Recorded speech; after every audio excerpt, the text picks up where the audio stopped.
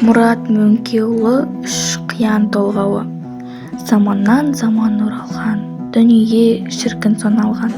Адыра қалғыр бұғыныз, қайырсыз екен озалдан. Қайырсыз неге десеңіз, асан қайғы, қазтуған, орақ, мамай, телағыз қалған екен солардан. Біз де бір сондай болармыз, артық бедік олардан. Еділдің бойы қанды қиян, жайықтың бойы майлы қиян, Маңғыстау бойы шаңды қиян, адыра қалғыр үш қиян.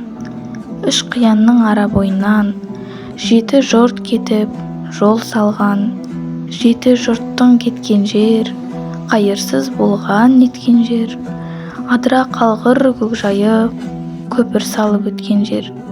Асан қайғы, қазтуған, орақ, мамай, телағыз шораның шұбап кеткен жер.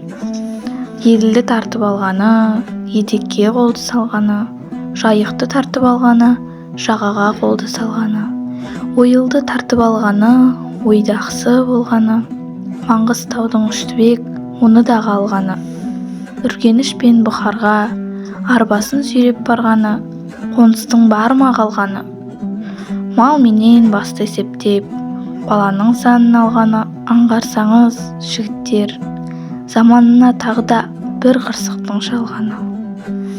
Бәйт еттім бұл сөзді, қайғы шегіп заманнан. Заман азып не қылсын? Ай орнынан туады, күн орнынан шығады.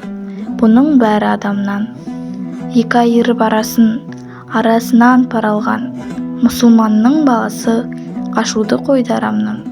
Шапағат, қайыр қалмады жақын жуық жараннан. Атқа мінген жігітке қалмады нәрсе қарардан.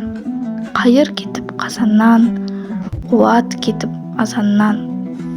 Адамның азған белгісі, екі кісі дауласса, тату бол деп айтпайды. Азамат ердің баласы, айтарына мал жоқ, топ көрерге зар болды.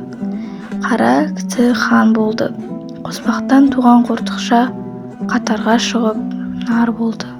Асылзада баласы дәулеті кетіп қолынан, қоңсыңына құл болды. Ақылсыздың баласы ақшасына сүйеніп, айтқан сөзі пұл болды. Шыр көбелек айналып, заманның адамы, заманың мұндай сұм болды.